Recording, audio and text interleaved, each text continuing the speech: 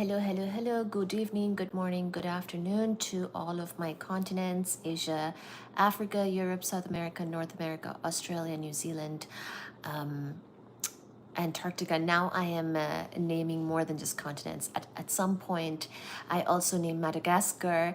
Thank you so much, Mauritius. You know, I feel like I've not always done justice to the great continent of Africa. So I want to make sure that I call out Africa every time. It is a continent that I have yet to visit myself, and so forgive me if I don't know too much about it as of yet. But thank you so much for being here. Hopefully, you're joining from all across the world very soon here on my live on this live stream episode tonight. It is nighttime here in North America. Welcome. If you're joining, please do put something in the chat. I hope to meet many of you tonight. That is both old and new friends. Thank you so much for liking the live. Thank you. Please do like, share, subscribe. Tell your neighbors, tell your mother, tell your father about this live stream, which is gonna, of course, include physics and kitty cats, but mostly probably physics. I mean, Baji is here with me providing a lot of moral support. Hi, Jeep. Hello, Jeep says hi, and Jeep is saying I was the first like. Thank you, Jeep. How are you doing? It's been a hot second since I've seen you on here, and it's very lovely to have you here. How are you doing? So tonight we're actually going to talk a little bit about dark matter and the evidence of dark matter in the form of orbital speed versus distance from galactic center of objects in our own galaxy, in our own home Milky Way galaxy. So we'll touch upon that. We have actually talked about this in the past as well, but it is an important topic and evidence of dark matter, and we can, if we have time, we can even talk about some dark matter candidates as well. But because we were talking about black holes yesterday, it kind of came up. We actually talked about quasars last night, and it kind of came up as far as galactic centers of other galaxies like our galaxy, as well as black holes in general, and this is kind of related. So we will make use of this and talk about that tonight. Talk about hot chocolate instead. So how are you doing, everybody? Thank you so much for being here and saying hi in the chat. I do appreciate it. Let me make sure and share the live on my channel as well.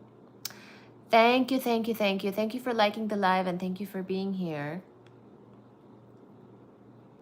And if you're seeing this as usual as a video upload later on, please do leave something in the comments for me to read later on, and I much appreciate all your support.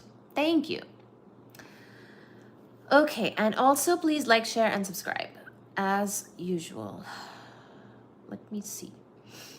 Let me put like and share, and then let me also put like and subscribe.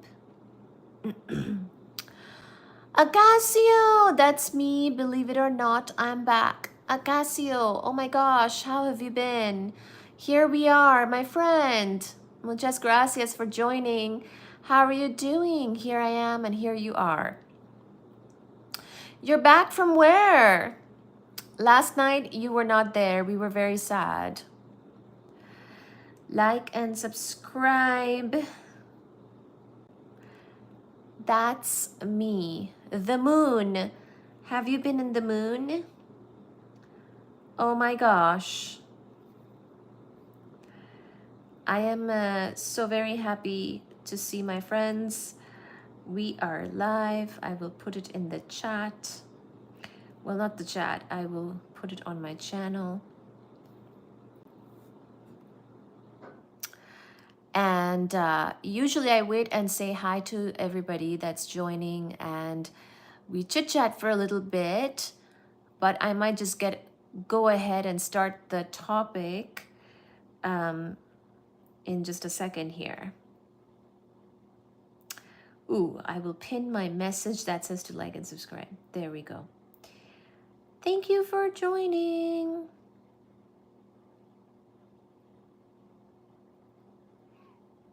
And okay, so let me recap.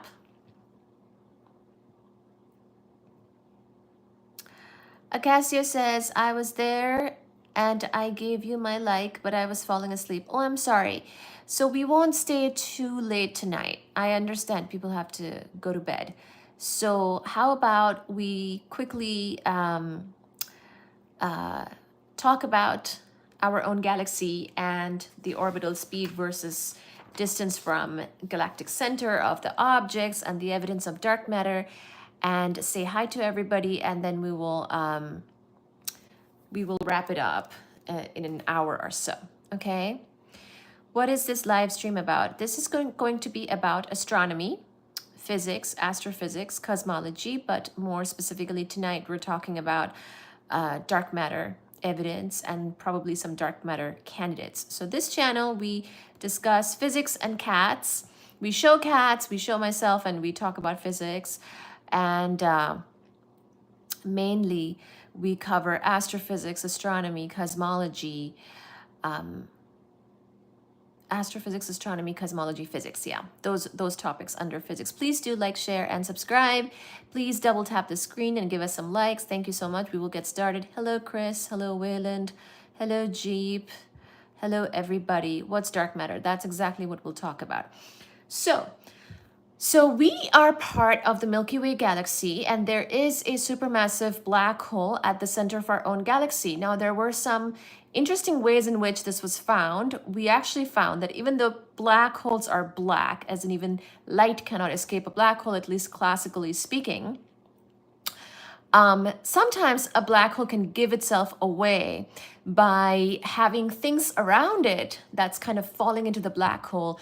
And because of the acceleration of those particles that are falling into the black hole and getting accreted by the black hole, there is sometimes some immense emission from those particles coming out. For example, synchrotron radiation from the acceleration of those particles. Sometimes these particles can be falling into the black hole at relativistic speeds. So speeds at which you would have to account for a special theory of relativity. For example, speeds that are not the speed of light, but closer to the speed of light than classical. So very interesting sort of phenomena, very, very almost festive, but in a kind of brutal way. Lots of things falling, accreted getting into the black hole can be happening sometimes. And depending on exactly how things are falling, you actually get very bright emission from around where a black hole is. And this can actually give away that there is a black hole there. So this is actually how sometimes we discover black holes, because you can, and this type of radiation that I speak of can be in multiple wavelengths. It can be in X-ray, it can be in radio, it can be bright, and that too in multiple wavelengths. So this is sort of how we discovered the galactic center supermassive black hole of our own galaxy. And of course, we think that most galaxies actually have such a supermassive black hole. So as you might imagine, this supermassive black hole is a big deal in our galaxy. It really affects things, and objects in our galaxy are kind of in orbit around this black hole. The other thing I wanted to mention is that black holes have been known about for a long time, over 100 years, soon after I believe Einstein gave us general theory of relativity. Basically, general theory of relativity can be solved exactly for black holes in the classical physics way. And so it was theorized a long time ago, but no one actually expected. So this is a tidbit, little fun fact, that nobody actually expected that black holes would actually be a reality and be out there in nature, in the wild, and that we would actually start to discover these black holes, But slowly but surely, more and more interesting things have been getting discovered, and especially when neutron stars, which is a type of stellar remnant as well, because there are 3 types of stellar remnants. These are white dwarfs, neutron stars, and black holes. So depending on exactly how extreme the collapse of a star is, when it dies, you can make a black hole, or you can make a white dwarf, or you can make a neutron star. Is my audio okay? Can people hear me?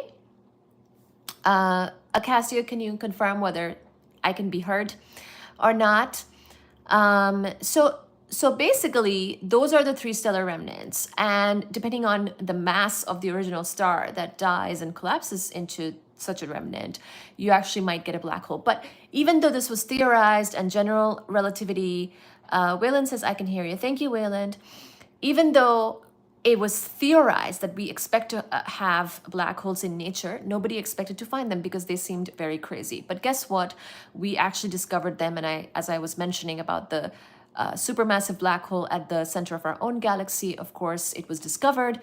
And sometimes the brightness around the black hole, because of the stuff that's falling into the black hole, is precisely how we actually discover the black hole. And that's how it was discovered here for our own galaxy as well. So now, related to supermassive black hole in our own galaxy, let's see some interesting phenomena that may or may not be going on in our own galaxy, which actually gives us an evidence, a very strong evidence for dark matter, and that too, dark matter in our own galaxy. Okay, so that's what is the main topic for tonight. So are black holes possible to contain? Contain, I'm not sure about what you mean by contain, but black holes are definitely possible in nature. They are definitely a thing in nature, and we have been finding them and observing them.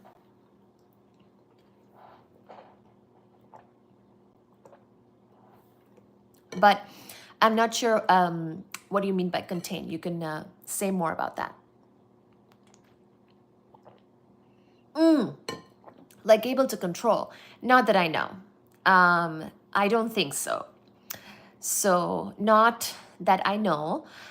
I think black holes may contain us, but I don't think we can control a black hole all that easily. Can we control them in any way? Probably not. So I'm actually going to do a little exercise with you guys and share some Python code I've written to show you tidal forces on a body because of a black hole. And so if you're near a black hole, and if you're able to kind of experience the gravitation of a black hole, then it can actually be very dangerous. And depending on the mass of the black hole, you will experience tidal forces from head to foot as well as sideways. And depending on the mass, again, of the black hole, in astronomy, you will notice that a lot of things depend very much on the mass, like pretty much very simply on the mass of the object. So black holes are no different in this case. The mass of the black hole is immensely important. And so actually turns out that the smaller mass black holes are even more dangerous. And it all comes from the Schwarzschild equation for a black hole, which we'll touch upon here right now.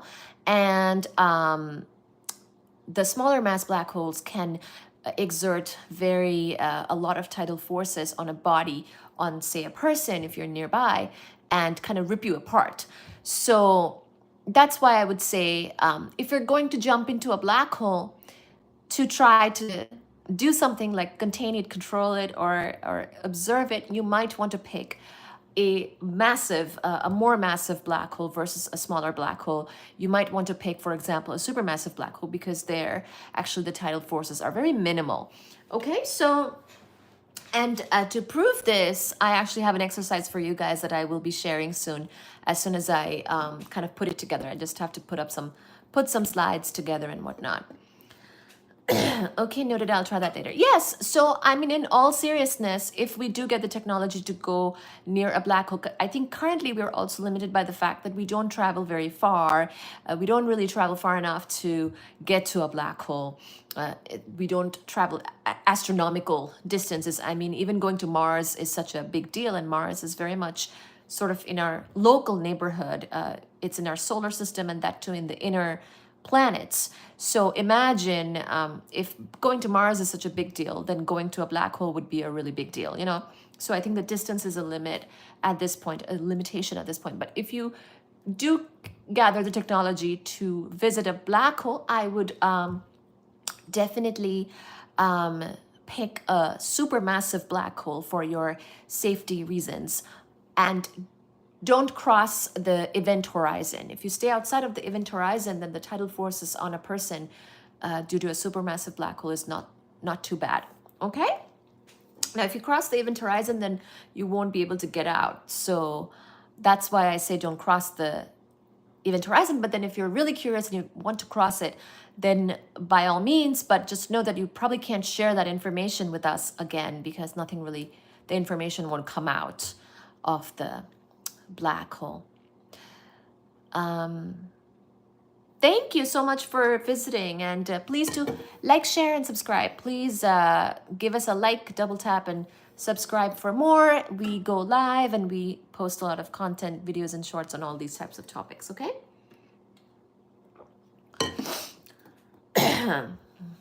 But yeah, pick a supermassive black hole. It's gonna be great.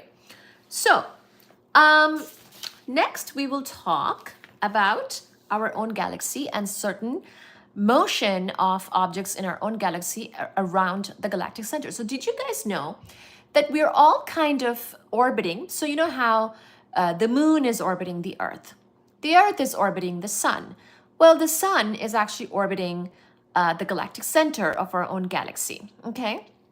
So, and I mean the sun along with all of us, planets and everything, we're all orbiting our galactic center. And we will talk about some of the distances and whatnot, like how far we are from the galactic center, blah, blah, blah. But basically, it's actually, that's how things kind of work. We've got that supermassive black hole. The galactic center has big mass in it, huge mass in it. Millions of suns worth of mass in the galactic center, and we're all orbiting around it. And the sun actually has orbited our own galaxy's galactic center only about 20 times. So in that sense, the sun is a 20-year-old young adult in terms of stars and things like that. So we will kind of look at that, okay? So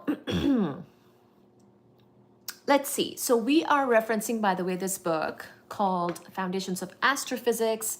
This is by Barbara Ryden and Bradley M. Peterson, professors at Ohio State University. Very nice people. Let's see. Okay, so this book has an excellent picture of the Milky Way galaxy, which is of course a spiral galaxy, but also know that an excellent picture of the Milky Way spiral galaxy is an artistic picturization. Because we're in the galaxy, we can't quite take a nice photo of our own galaxy, if that makes sense. We can take nice photos of other galaxies that are not our galaxy, but anytime you see a Milky Way galaxy picture, that is sort of an artist's rendition, is that a word?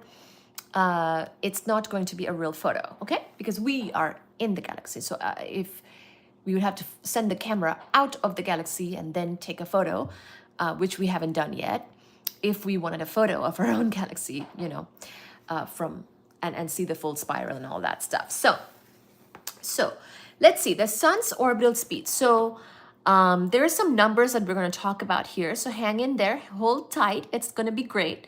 And it's just a little bit of information. So this is not going to be very long drawn. And I do have to reference the book. There's a few numbers here. So I just mentioned that the sun is going around our very own galactic center, orbiting the center of the galaxy. That's a great question. We will come back to that.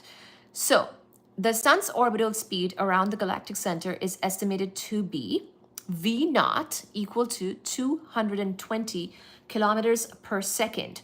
So 220 kilometers per second is, in other words, 225 kiloparsecs per giga-year. So the parsec is an astronomical unit of distance. Kiloparsec is basically 10 to the 3 of that.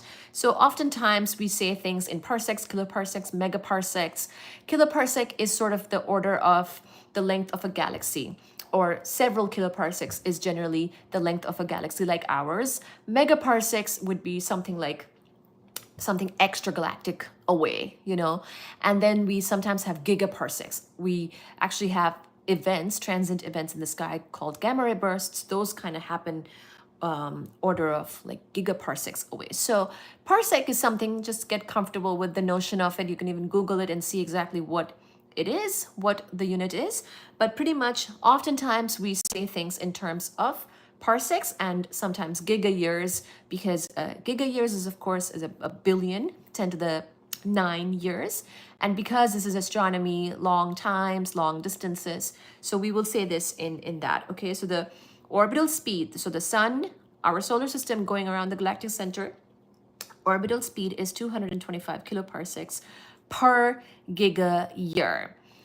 So every giga year, 225 kiloparsecs is the distance it will travel. So later on, we'll discuss how the orbital speeds of the sun and other stars are actually determined. So this will be later in the book, later in discussion, not tonight. For now, let's just consider the implications of this orbital motion. The distance of the sun from the galactic center is R naught of 8 kiloparsecs. So if you're wondering sort of where we are, we're not actually at the galactic center, thank God. The galactic center is quite an exciting place, probably not the safest for us. And so we are a little bit off to the side, actually. We're sort of not really part of the center of our own galaxy. We're not even that close to the center. We're a little bit to the side, okay? So we are at 8 kiloparsecs. So the sun orbital radius is 8 kiloparsecs. So, and we're all going around the sun. We're very much a part of the sun's family. So we are all 8 kiloparsecs away from the galactic center, and going at a speed of that 225 kiloparsecs per giga year. Hi, Shamanen Tanzer. Okay, hello, sorry about that. Sorry about the pronunciation. If we make the approximation that the sun is on a perfectly circular orbit, so we're going to make this approximation that the sun is at a perfectly circular orbit of that 8 kiloparsecs away from the galactic center, we find that its orbital period is 0.22 giga years. So the orbital period is 0.22 giga years.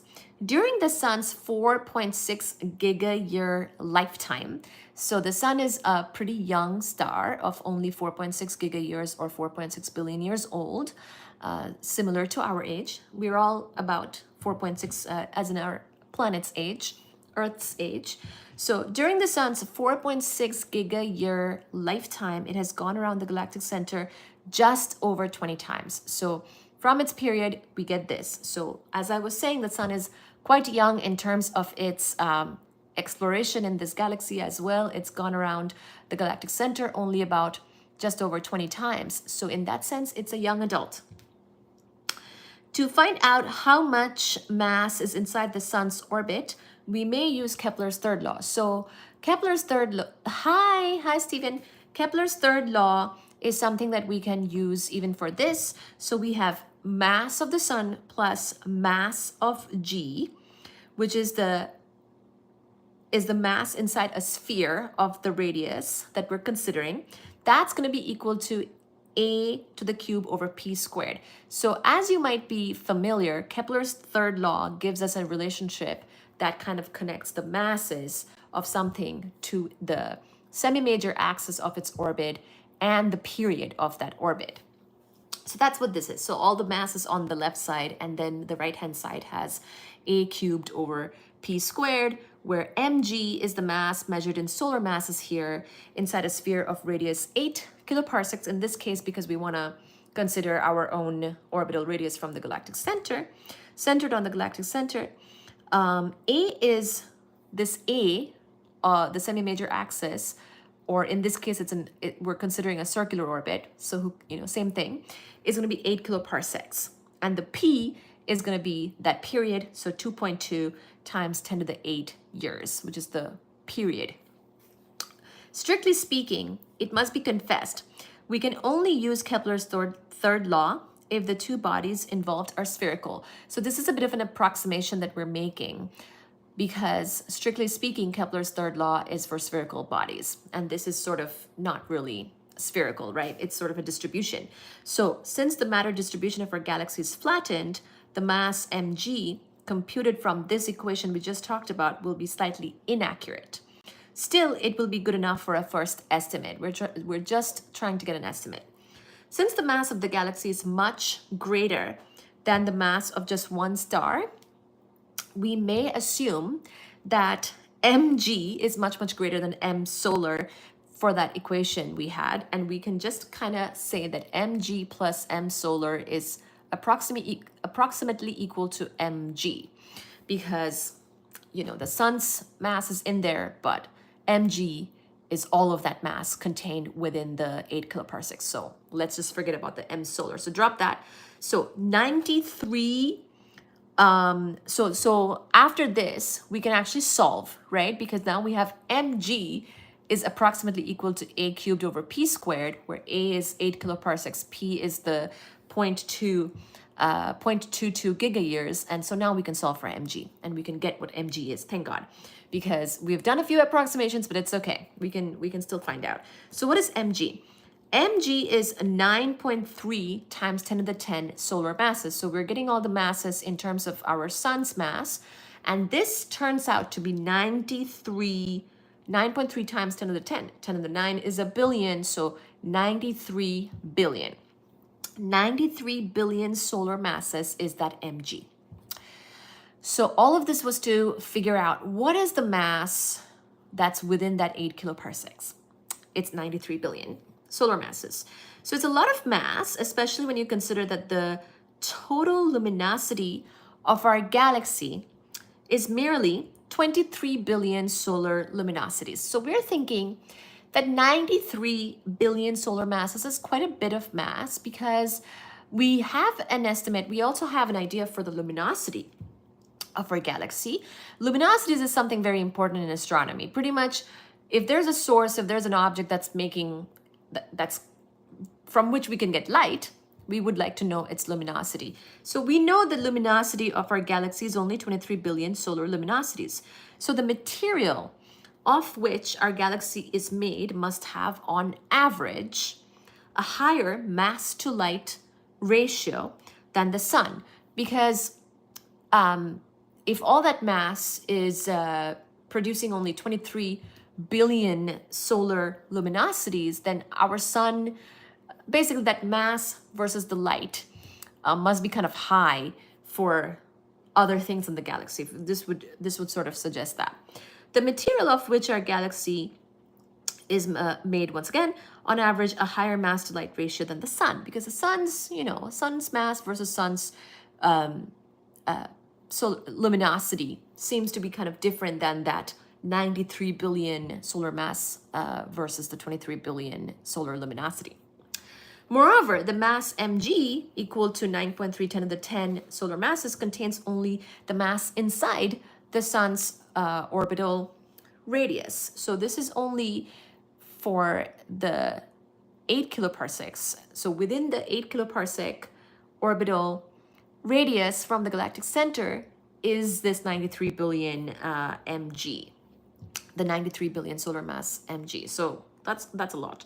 The mass outside the sun's orbit has no net effect on the sun's orbital motion, assuming that it's spherically distributed. For stars and gas in the disk of our galaxy to be on stable circular orbits, we require that V of r squared over r is equal to gm of r over r squared. So where g is the Newtonian, is the gravitational constant of nature, gravitational constant of nature. So this v of r that we have just now defined, or just now put in that equation, is the orbital speed of a star on an orbit of radius r. So we know this type of relationship for the orbital speed of an object based on its mass and radius and the gravitational constant. So v of r is the orbital speed of a star on an orbit of radius r, and m of r is the mass inside a sphere of radius r on the galactic center. So basically, this thing, v of r squared over r, is equal to gm of r over r squared. This is basically what we expect for things that are within that, for the masses that are within that orbit of radius r. We're kind of generalizing now. The 8 kiloparsec is our sun's radius from the galactic center, but for just in general, this is what we expect. And m of r is the mass inside a sphere of radius r centered on the galactic center. We can thus determine the mass inside a star's orbit from its orbital speed v. So now this is another way of basically figuring out the mass, just like what we did for the sun and the sun's orbital radius and all that. we can in general say that m of r is equal to v of r squared times r of over g. So we basically have a simple equation to tell us what mass is within that orbital radius based on its orbital speed. So if you have the orbital speed of something and you know what radius it's away or what distance it's away from the galactic center, you actually should be able to tell the mass contained in that sphere. Most of the galaxy's luminosity, so now we come to, again, the luminosity of the galaxy, because we know about the luminosity of the galaxy.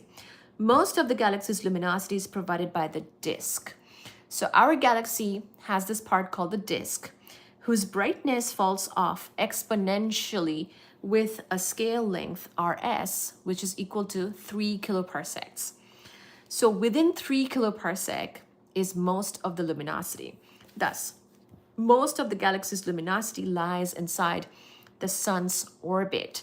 Because the sun's orbit is at 8 kiloparsecs and the luminosity falls off exponentially after 3 kiloparsecs, all of that is to say that well within the sun's orbit of the galactic center is most of the luminosity of this galaxy. Wow. If most of the mass lies inside the sun's orbit as well, we would expect that the mass would be about constant for when the radius, when you go farther away from the distance, from the center of the galaxy. So when r is much, much bigger than r naught, then you would you should basically have constant mass, because that is coming from that relationship of the mass going as v squared r over g. So because we have that relationship already, and we're seeing that most of the luminosity, okay, is well within the sun's orbit. So most of the mass of this galaxy should be within the sun's orbit. And so we would expect the orbital speeds to kind of just like fall off as you go farther and farther out. Observations, however, of stars and gas clouds in our galaxy reveal, so this is the kicker, this is the important observation. Observations of stars and gas clouds in our galaxy reveal, however, that the orbital speed v in the disk does not fall off with distance from the center. This is where things get very interesting. We would expect that if things were just according to what we understand, and we've got this relationship between the mass within a certain orbital distance from the center, we've got a relationship between that mass that's contained within a certain radius of the galactic center and its orbital speed of any object that is within that radius. We have a relationship that v basically goes as r to the minus 1/2, because we would expect that the mass would be kind of constant, because most of it should be kind of inside that 8 kiloparsecs. In fact, most of the luminosity is within like 3 kiloparsecs, quite close to the galactic center. Given all that, we would have expected that the orbital speeds of things would just continue to fall off as you go farther and farther away from the galactic center. But that does not happen. It does not happen that way. So things get interesting, because instead of the orbital speeds falling off away from the galactic center, what we find is that all the way to the outer fringes of the disk, the orbital speed is constant or even slowly rising with radius. Orbital speed actually starts to rise with radius, which is quite a mystery. I have a plot of this that I can show you, and I've shown it before. You would expect for the Keplerian consideration, if just classical physics, how we know it. Hi, Amir. classical physics, Keplerian physics would say that the orbital speeds should kind of go like this as you go away from the galactic center, like this. So if you have orbital speed in the vertical axis and you have distance from the galactic center, the Keplerian way would say that it would kind of fall off. But instead what we see is that it goes like that, as in it goes up at some point after being constant. Very interesting indeed. Incredible, says Amir. Absolutely incredible. This is not what we expected, especially keep in mind, because we saw that most of the luminosity of the galaxy is within 3 kiloparsecs of the galactic center. Goodness gracious. So basically, I mean, in the galaxy, there are stars, there are objects, and we kind of expect that, like, if we didn't know about dark matter, and we still don't fully understand dark matter. So if you're not considering things that are dark and not contributing to luminosity, I mean, some things are kind of darker, like certain compact objects actually are not very luminous, right? That's okay. But there is sort of this intuitive feeling that whatever is producing all of the luminosity is probably all of the mass, right? So pretty much people thought they were confident that because most of the luminosity is contained within 3 kiloparsecs, that's where all the mass is. And definitely as you go farther out from the galactic center, the orbital speeds would be going down. But that is not the case. That is not the case. The orbital speeds are going up. Okay? John Foster says, did you write a book? Hi, by the way. Hi, John Foster. Emir is saying, do you have a website? I do. It's called howtophd.org. I have a website. It's a blog, and it is called howtophd.org. I also have YouTube right here. Please do like, share, and subscribe. I also have Instagram, TikTok, all of that.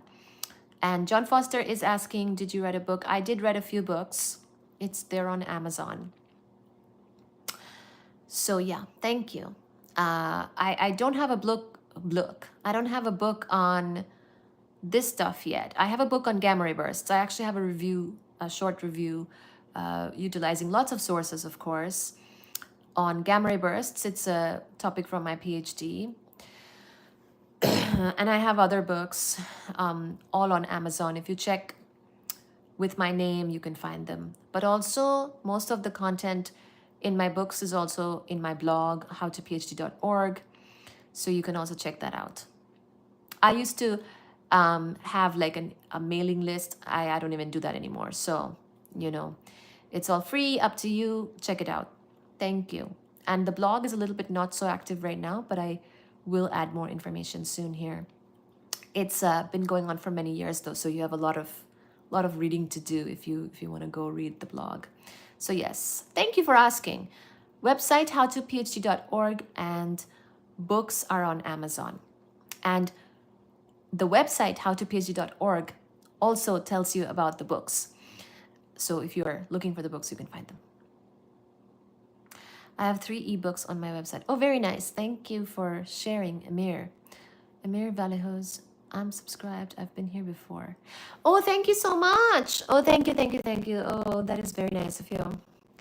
Very kind of you. Thank you. Okay, so intuitively, without really expecting dark matter, when you see that the luminosity of the galaxy is contained within 3 kiloparsecs of the galaxy, you would expect that is where all the mass is. But instead now we're finding mass away from the galactic center. Goodness gracious. What could this be? Okay, so people did not expect, like the halo is the outer parts of the galaxy, or all around the galaxy, right? People did not expect there to be a ton of mass in the halo. It's dark there, It's dark. It looks like there is nothing there. So there's 2 ways in astronomy that we can observe things. Well, there's probably, there's more ways. Let's just, for the sake of this argument, there are two main ways to know that there is something somewhere. One is with electromagnetic radiation, so light. If something gives off a luminosity, you can say, oh, there is some things there. Oh, there is a bright spot in the sky there. It could be in a different wavelength than what you can see with your eye. It could be in radio wavelength. It could be gamma rays, right? But if you have got a spot in the sky that is giving off gamma rays, hurting your eyes, or you're picking it up with your instrument, you know something is there. If something gives off radio waves, you know something is there. The other way to know something is there is through gravitational effects. If with gravitationally you feel something, like it feels like it is affecting things around it gravitationally, then that's the other way of knowing that something is there. This is that way. Basically, light-wise, as far as seeing things, the halo is dark. Most of the luminosity, once again, is towards the galactic center. It is within 3 kiloparsecs of the galactic center. So gravitationally, we feel and we observe that there is something more, but we don't see it, okay? We don't see it electromagnetically and with light, okay? So, and why I say that there's probably more ways is because there's also particles. So another thing to keep in mind, you want to see something in astrophysics, you want to see something either with gravitation or with light or electromagnetism, or actually you can get particles from things as well. There could be a spot in the sky that's spewing neutrinos and nothing else. I mean, that would be weird. I mean, that could be a little weird. But if there is a spot in the sky that is giving you a ton of neutrinos, but nothing else, which would be a little weird, but it could happen, I guess, then that is another way to know that there is something there, okay? So with you are social media, YouTube and website. No, I have everything. I have Instagram, I have Facebook. It's all linked in my YouTube description. On my YouTube description, you can find Instagram, TikTok, Facebook, everything. It's all there. Hi, Ashutosh. We can talk about the God particle. So basically, in astrophysics, either you know something, you observe something with light, the electromagnetic wave spectrum, it could be any kind of light, or you know things gravitationally, or you know things with particles. So, you know, dark matter, this is basically going to lead us to dark matter, right? This thing where we see more mass, but we don't see it, we feel it with gravitation. If dark matter particles were to be discovered, that's another way of observing dark matter. So getting some kind of particle is also a legitimate way of knowing that something is there, okay? Or something is happening, some event is happening, or there's an object or a source or something. But it has to be something, right? And we were not expecting this gravitational finding of extra mass in our own galaxy. So all the way to the outer fringes of the disk, the orbital speed is constant or even slowly rising with radius. Oh my gosh, rising with radius, as in there is more and more towards the halo of the galaxy. Thus, there is more mass outside the sun's radius than inside. Goodness. We thought that we were alone over here. Oh, thank you so much, Acacio. Oh my gosh, Acacio has done a super chat. Thank you so much, guys. If you're doing a super chat, I really appreciate it. Helps to keep the channel going. Thank you so much for doing a super chat. So we are at 8 kiloparsecs from the center of our own galaxy. We might have thought that we are alone. We're alone here. Most of the stuff is inside 8 kiloparsecs, 3 kiloparsecs. We are so lonely. That is not the case. There is more mass outside the 8 kiloparsecs than there is inside the 8 kiloparsecs. Oh my gosh. Not what we expected at all. Not what we expected at all. Okay. Thus, there is more mass outside the sun's radius than inside. If we estimate what this is, we actually find the mass inside 16 kiloparsecs. So now let's back up in the galaxy and go to 16 kiloparsecs. So if you plug and chug 16 kiloparsecs, we actually find that there is 2.7 times 10 to the 11 solar masses. 2.7 times 10 to the 11 solar masses. What did we say for the 8 kiloparsec? We said within 8 kiloparsecs there was 93 billion. 93 billion solar masses was within 8 kiloparsecs. Within 16 kiloparsecs, we have even more. So we have 2.7, so that is 270 billion solar masses. Oh my God. 2.7 times 10 to the 11 solar masses. That's a lot. Since V is roughly constant outside the sun's orbital radius, the mass must increase as m kind of goes directly proportional as r, implying an average mass density rho that goes as r to the minus 2 in a region where the luminosity density is plummeting exponentially. So it gets dark very fast when you move away from the center of our galaxy. After 3 kiloparsecs, it's dark, dark, dark. Okay.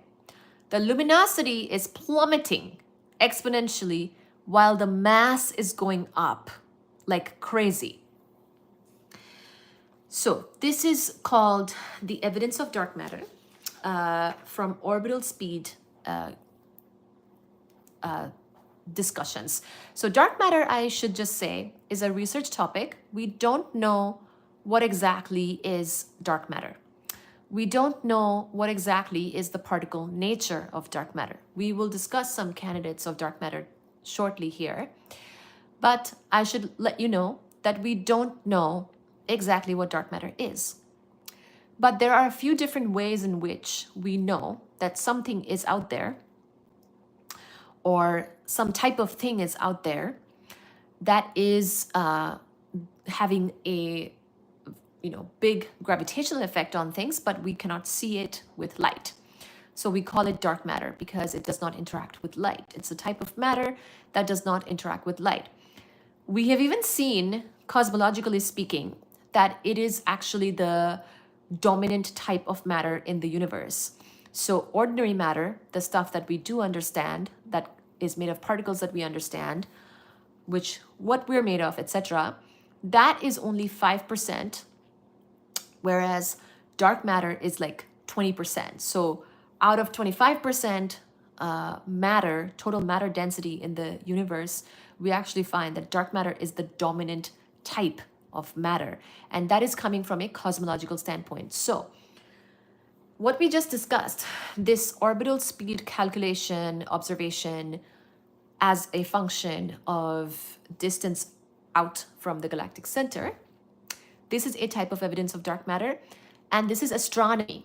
This is the astronomical evidence of dark matter, and it is also evidence of dark matter in our own galaxy. There are also other discussions that we've had and that we'll continue to have, which are cosmological evidences of dark matter. So this is not just a small topic. We think there is dark matter from an astronomy standpoint, and that's it. No. Dark matter evidence is sort of multifaceted. There are different, it's multidimensional. In other fields too, we see evidence of dark matter. And in cosmology, we have an evidence of dark matter as well. So in cosmology, we actually use both, both the electromagnetic spectrum as well as gravitational effects to figure out, oh my gosh, the energy density of the universe is contributed to heavily by dark matter as opposed to ordinary matter. And we've talked about that in our cosmology sessions. So keep in mind that today what we discussed is astronomy. Other days we discuss cosmology, but we always come to the conclusion that there is something that we know not of.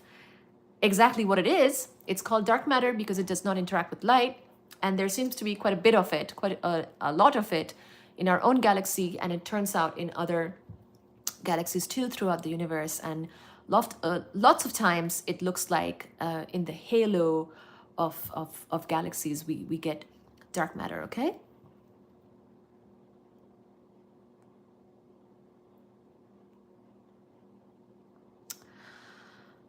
Hi, Pranay is saying, hey, where's the hype button? I can't see. You said to press the...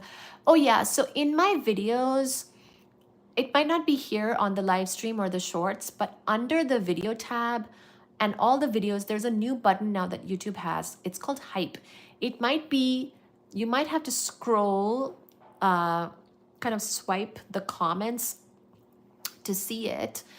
And there is this button called hype button on YouTube videos. So it might not be something on shorts or live streams, but it's there under the videos. So if you could do that for me, that would be most excellent. Thank you so much for your support, everybody. Pranay, thank you for your support. Thank you. Ashutosh is saying, nice observation, but can we say it's the end of the universe as light doesn't go after that? No. So it is not the end of the universe, because right now what we spoke of is just our own galaxy. So definitely there is much more universe left after our galaxy, right? Because the night sky is full of other sources that are not in our galaxy, right? We see other galaxies, we photograph other galaxies. So we know that we're part of a galaxy, so we cannot take a photo of our own galaxy from the outside, but we do take photos of other galaxies from the outside of those galaxies. So we know that the universe does not end with our galaxy. We know that. But what we're finding is that we have extra matter, which is dark, does not interact with light in our own galaxy itself. And when we consider cosmologically, we also find the same. So we're talking about dark matter tonight. Dusek is asking, D-U-S-E-K. Hi, Dusek. So dark matter is something, it's a very interesting topic because you can study it in astronomy as well as cosmology. So I wanted to point that out. Dark energy is a topic that you'd have to study cosmology because it impacts things at larger scales than what would be traditionally considered astronomy. But dark matter is something that you can attack both from an astronomical point of view, even in our own galaxy, which is quite local compared to the rest, compared to the larger universe. We have dark matter, and you can study dark matter, and you can get this type of evidence of dark matter, as well as it's all pervasive in the universe as well. So, okay. And then, or is it just something that absorbs light? So if something absorbs light, that actually also shows up. So astronomy is all about emission lines, absorption lines, spectra, things like that. So guess what? If you're something that absorbs light, you cannot just get away with absorbing light. So if you absorb light, that also is, we get absorption spectra for when something is absorbed. So you will see like dark lines at places where something is absorbed. So actually, if something absorbs light, we love it because that's another way of knowing that something is there.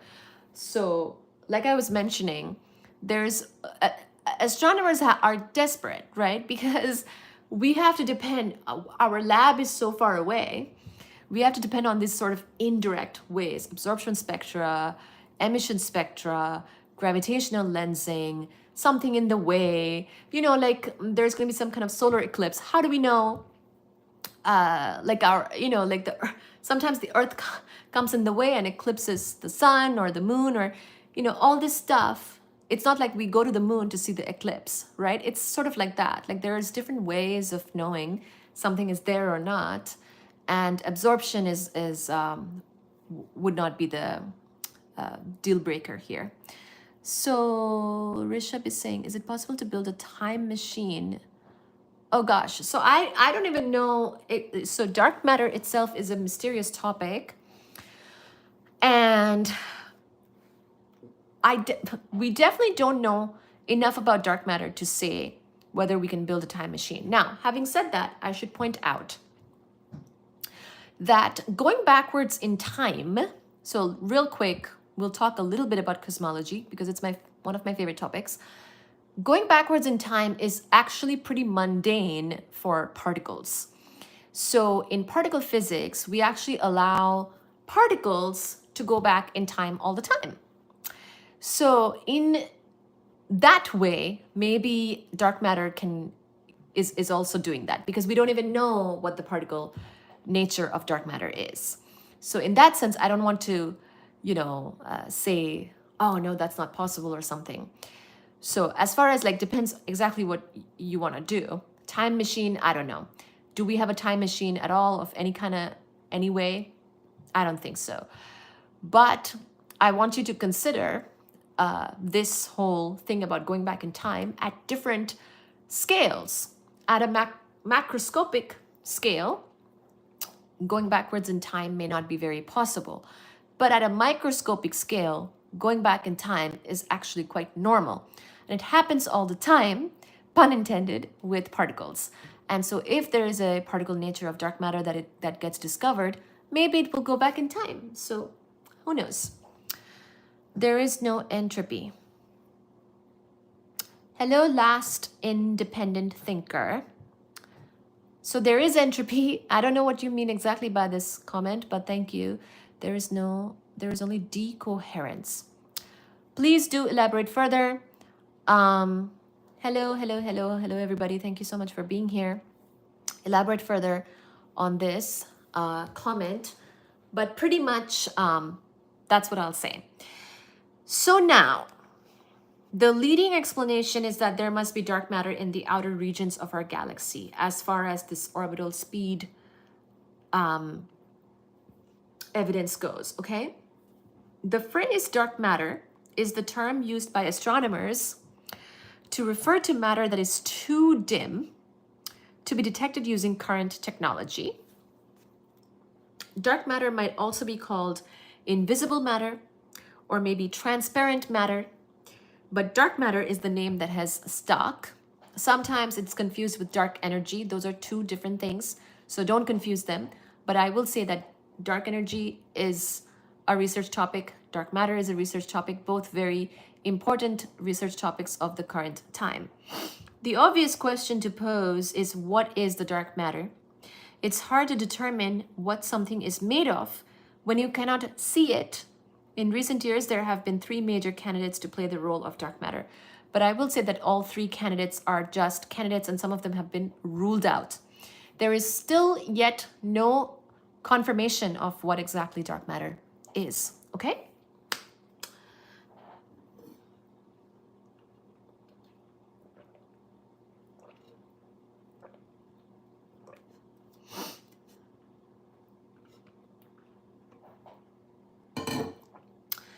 Okay, so guess what is and by the way, thank you so much everybody for being here and liking and sharing and subscribing. Please do like, share, and subscribe. Really appreciate it. And thank you so much, Acacio, for the super chat.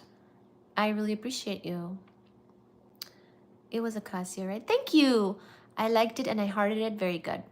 Acacio, so much. Thank you so much for the super chat. Please do subscribe if you're here and new. Thank you, thank you. So next, my favorite particle was actually the first candidate for dark matter. So dark matter does not interact with electromagnetic radiation, does not interact with light. We cannot see it. What else does not interact with electromagnetic radiation? There is an elusive particle that we do know of, and that is in the standard model of particle physics. And that is a very light particle, turns out. And it's in the lepton family of particles. It's what I like to call a much, much lighter cousin of the electron, except it has no charge. So it does not interact with electromagnetism. So any guesses on class? Any guesses on who this particle is? I've given you lots of hints. Who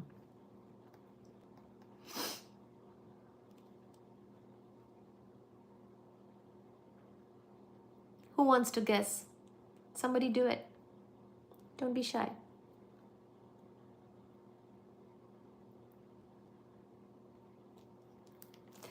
Okay, I will just tell you. It is the neutrino. So this is the particle, which is part of the lepton family of particles, which is an extremely elusive particle because it too does not interact with light. And that was the first candidate that they thought of when it came to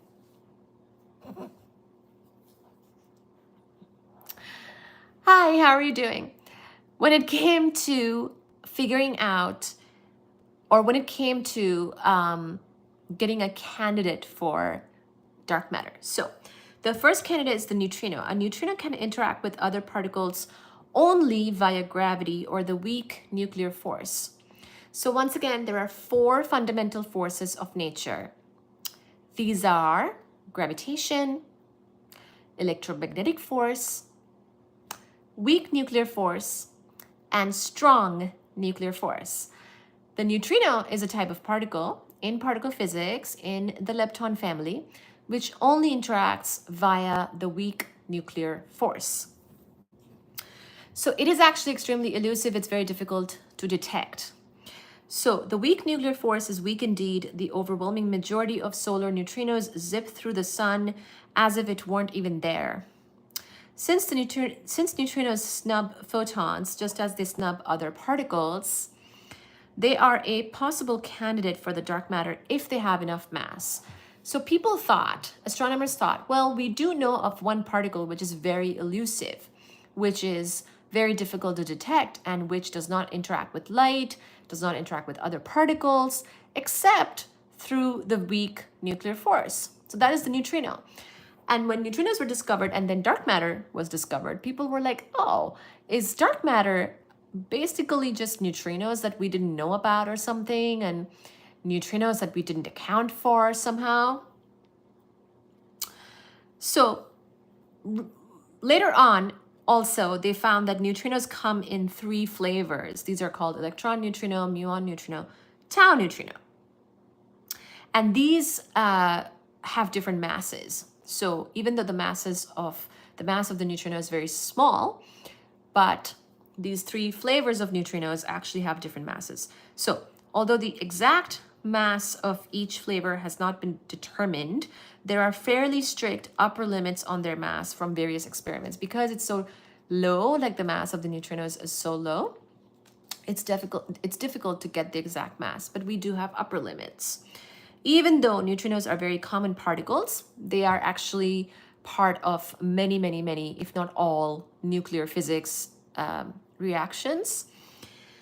Their low masses mean that they contribute at most a few % of the dark matter present in the universe. So we think that because of its low mass, the neutrino, even though a promising candidate to think about, probably, possibly, for sure, cannot be all of the dark matter. So there's too much dark matter mass and neutrinos too low mass to really account for that.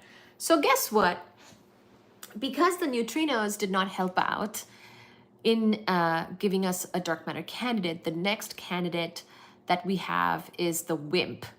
It's called WIMP, which stands for weakly interacting massive particle.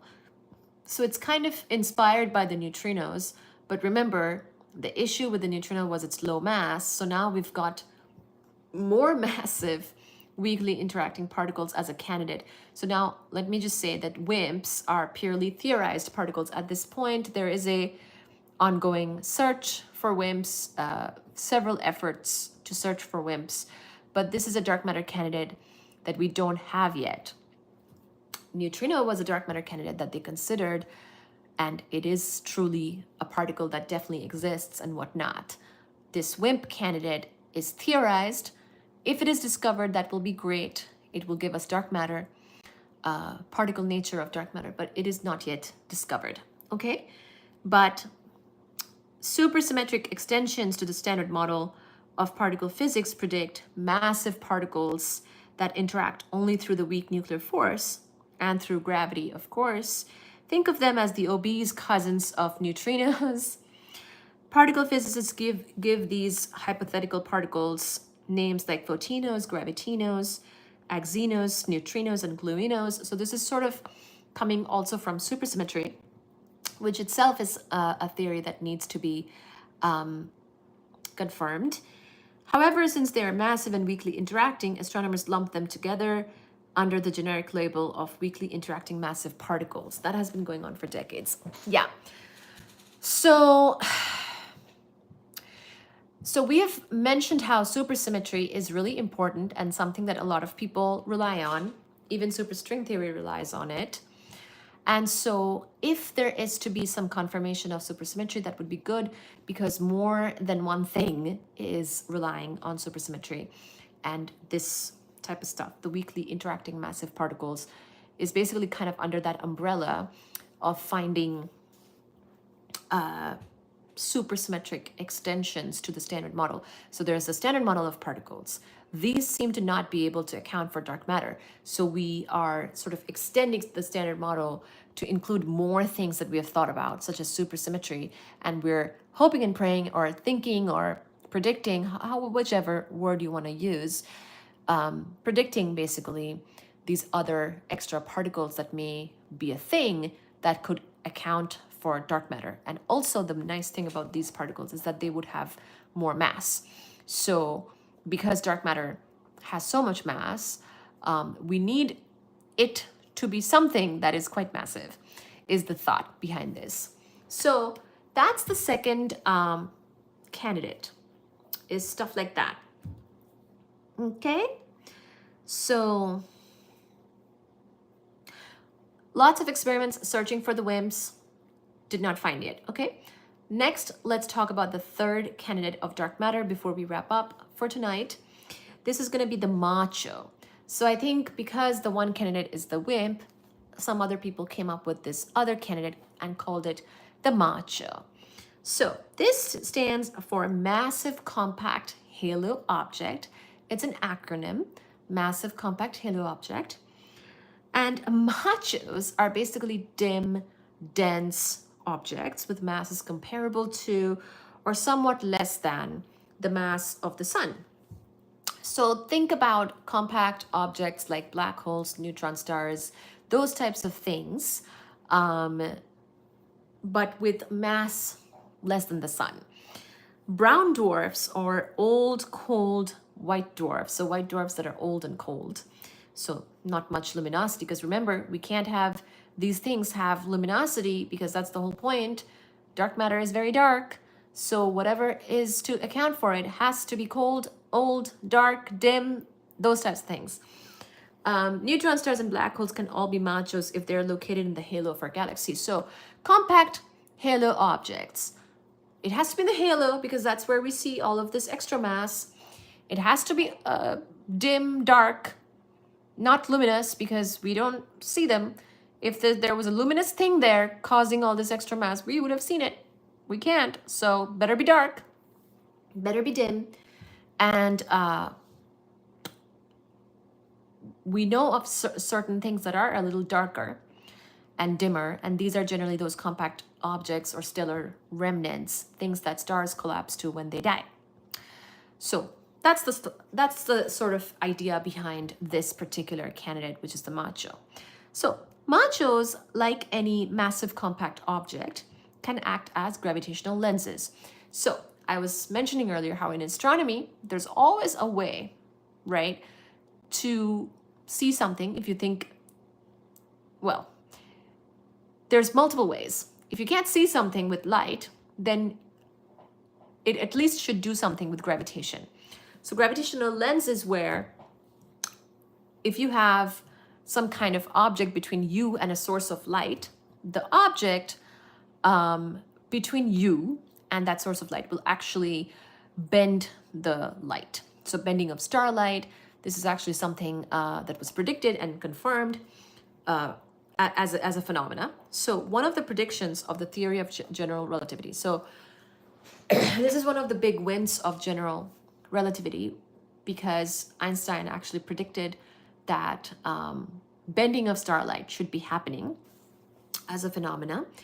And basically, general relativity says that massive objects can bend the path of light. So there's light source behind something. There's an object here, we're here, light is coming here. It's actually going to bend because of that massive object that's in between, because massive objects can bend space-time. Remember? So GR is all about the curvature of space-time, and gravitation is explained as a bending of space-time, and massive objects will bend space-time more than less massive objects. So if light is coming towards us from a source, and in between the source and us there's some compact halo object, it should bend the light, the starlight or the source light or whatever that's behind, okay? So an early experimental support for general relativity came in the year 1919. So this was all the way back over 100 years ago, when observations of stellar positions during a solar eclipse revealed that the sun had bent the path of the starlight by an angle consistent with the predictions of Einstein. So Einstein was very much well known for this. Like I believe, was it Eddington who did the experiment? But basically they had to go someplace where they could see the solar eclipse. It was this expedition that I think that got canceled a couple times, and they did it. And it was a very big deal when they confirmed that whatever he predicted, the bending of starlight, actually was the case, was actually confirmed with experiment. It was a huge, tremendous success of Einstein and the general relativity theory. So this is what we expect even now. See, it's true even now. If there are such objects, we would expect that. So because massive compact objects bend light, they can act as gravitational lenses, making distant stars appear higher in flux than they ordinarily would. Suppose that a compact object moves directly between us and a distant star. As the lens moves toward the source, as seen from our viewpoint, the flux of light we receive from the source grows larger. As the lens moves away, again, the flux decreases to its original value. So we expect some kind of light curve where it will increase and then it will decrease as it moves away. So there should be a characteristic rise and fall if there is indeed a massive halo object in between us and distant sources. If the lens is a stellar mass macho and the source is a star in the Magellanic Clouds, so we have other sources that we can, we have sources in the sky that we can leverage for this particular experiment. So let's say the lens is a stellar mass macho, that's in the halo, the source is a star in the Magellanic Clouds, then the rise and fall typically occur over the course of a few weeks.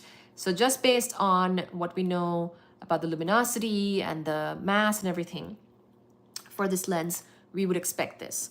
Research groups have carefully monitored the brightness of the stars in the Magellanic Clouds. So they were hoping to catch machos, which would have changed the flux of the light coming from the Magellanic Clouds if they were there due to gravitational lensing. So they were hoping to catch machos in the act of lensing. So like really, they were like really looking at the Magellanic Clouds and like, do we see any flux differences? Although lensing events have been seen, there turn out to be fewer machos than are needed to contribute all the dark matter. So there might have been a few dim objects that they did discover because of doing this, but they did not, it does not really account for all of the dark matter. So after thoroughly looking and trying to find this gravitational lensing effect, they found maybe a few dimmer objects, but nothing that comes close to accounting for all of it. So only about 20% of the dark matter in the halo can consist of machos, and this estimate might have been updated since the writing of this book. And so basically machos kind of lose as well. So it was a good idea. It was a really good idea, I think, to say that maybe there are a bunch of dimmer objects that are there, which we don't see, etc., etc. But there's just too much dark matter to account for with the machos, and so they couldn't. So pretty much at this point, what's not been ruled out completely is the WIMPs, the weakly interacting massive particles. Those particles themselves existing is something we haven't confirmed, because those types of extensions from the standard model of particle physics is something that we're still working on and we have not confirmed. So that's where we are right now as far as the candidates of dark matter go. Hopefully this shed some light on dark matter, figuratively, because I know that dark matter does not interact with light. But that's what I have for you tonight. Thank you so much, everybody, for joining and for liking, sharing, subscribing. I do hope that you enjoyed. This is a sort of nightly physics live that I do, hopefully at least a few nights per week. And hopefully I'll see many of you again next time. And if you have any questions, by the way, put it in the chat. So if you are going back, or if you are joining later, or if you see this later on, then please do rewind and see the full live. We talked about evidence of dark matter in our own galaxy, as well as some dark matter candidates and whatnot.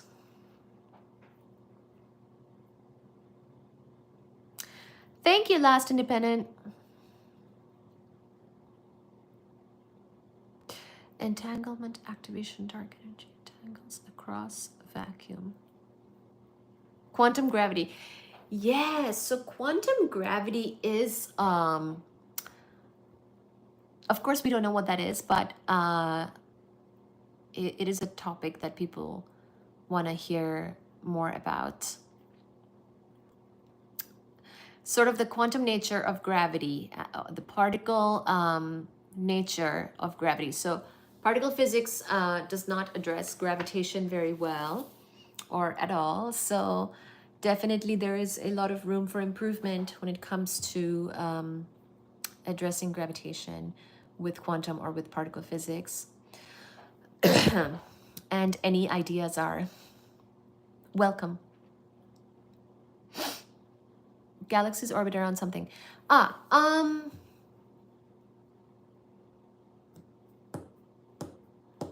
That's a great question, and I don't think I know.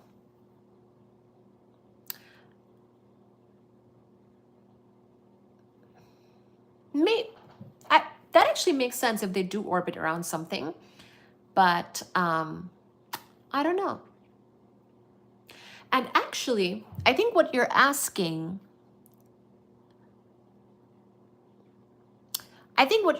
is also to do, so there's a couple of things. So I'll say this. There's a couple of things. So one thing is large scale structure in the universe. So one thing is that we have to understand exactly how we even got galaxies.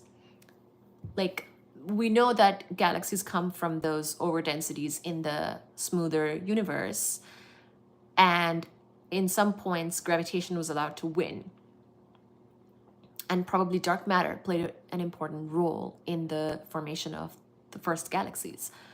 So the one part of the answer, I think, has to do with dark matter, and the other part, interestingly, has to do with probably dark energy, because dark energy makes the universe expand, and so it's kind of putting distance between things as time goes on.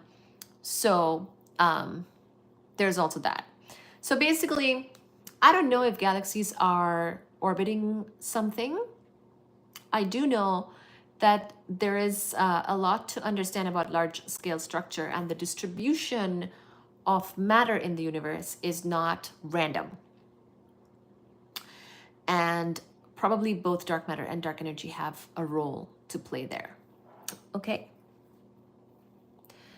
Entanglement, activation, dark energy.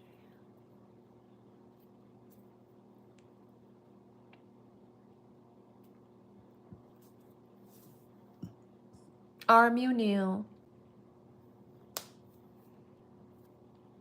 Are you writing Einstein's equation for me? By the way, if you're interested in a more mathier live stream, we talked about Einstein's equations and general relativity in one of our live streams here a while ago. I believe it's called, I think I just called it Einstein's equations, and we talked about the Ricci tensor and Einstein's equations and everything like that in that particular live. So you might like that. So, and we set up the math that you need for GR. So because general relativity follows a different geometry than our usual Euclidean geometry, there is sort of a different kind of math setup that you need for doing the general relativity math and equations. So we kind of did some work to set that up and some of these types of things. So if you're interested, I do have a live, at least probably a couple lives that have those types of math things in it. Okay, go ahead and find that if you will.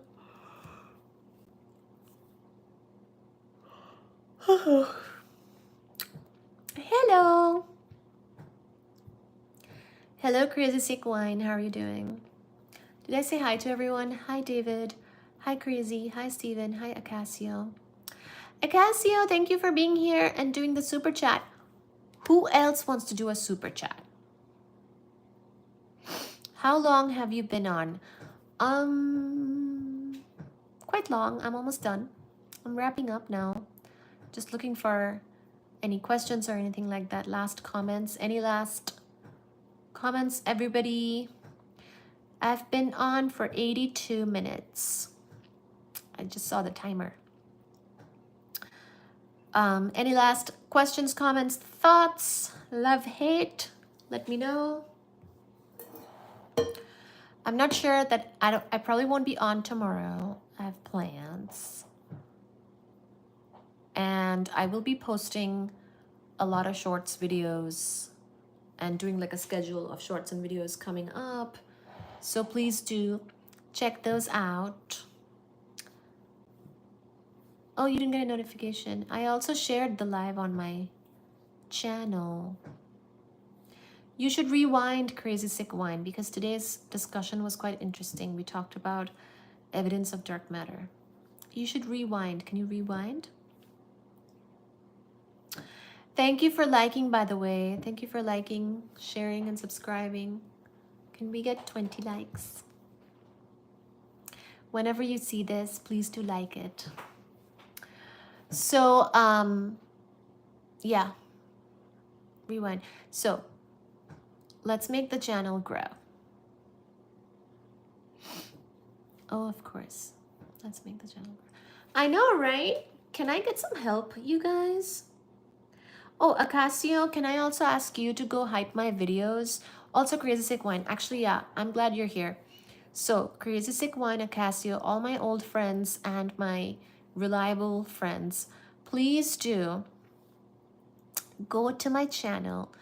Under the video tab, you'll see lots of videos. Find any video and can you like hype it? There's a new button now on YouTube under the video. I think you have to like swipe the comments and you see it. Well, let me just look it up right now. So you swipe and you go and find the hype button. And then you can hype it. Ah, see, here's a video of mine. See that? Now see how there's comments here?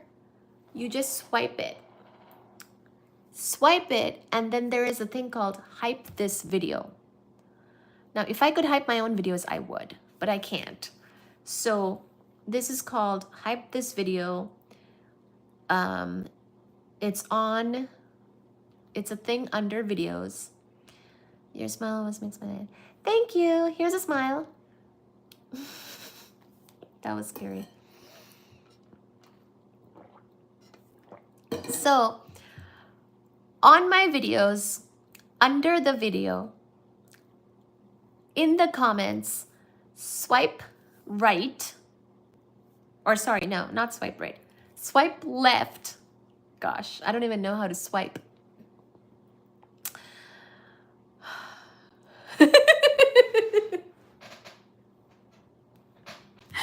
Swipe, and then you'll see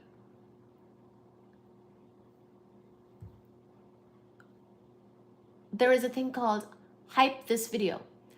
Now, if you could do this on my videos, that would be most excellent.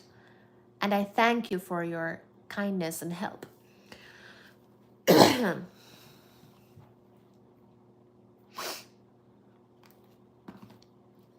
That's how hype works. It's a new feature. Please do try it out with my videos. Hopefully that helps my videos to find new audiences and we can grow as a channel. Ugh. Oh. Can I get 5,000 subscribers? I'm so close. Can I get 5 million subscribers? Thank you.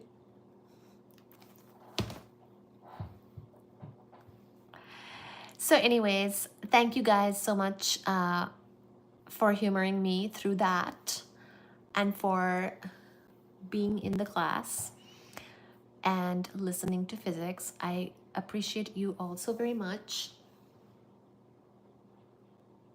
I thought their food was coming out. Okay. I'm checking it out as we speak. Oh, thanks. Let me drink some water. Did you find it?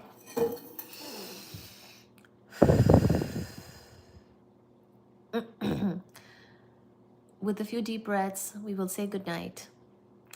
Good night, all.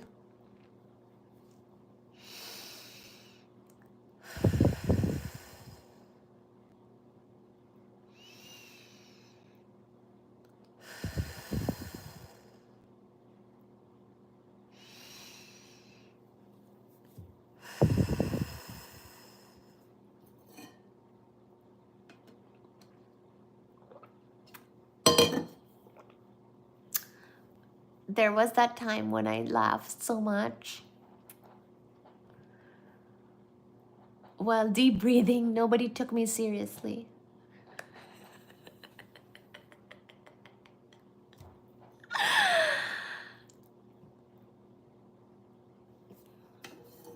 Did you do it?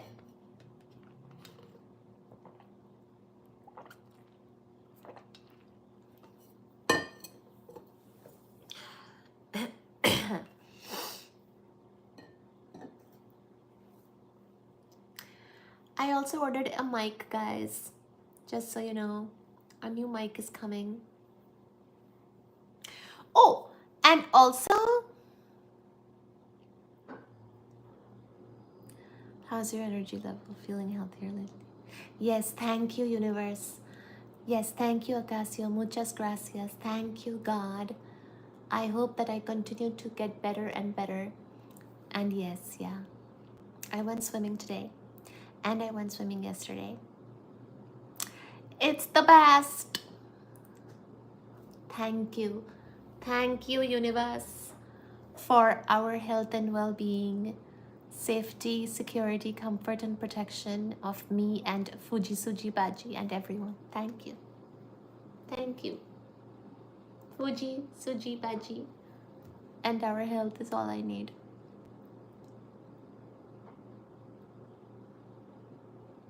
Yeah, did I tell you guys? I have anemia. Anemia? What's the word? Yeah. part of the issue is that. And you know, I had anxiety. I have anxiety. So I had some issues. Thank you.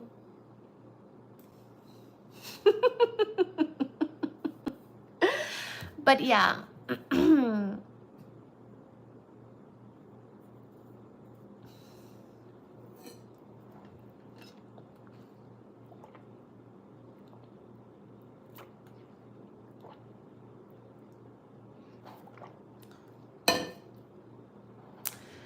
Good night, everybody. Thank you so much. Appreciate you.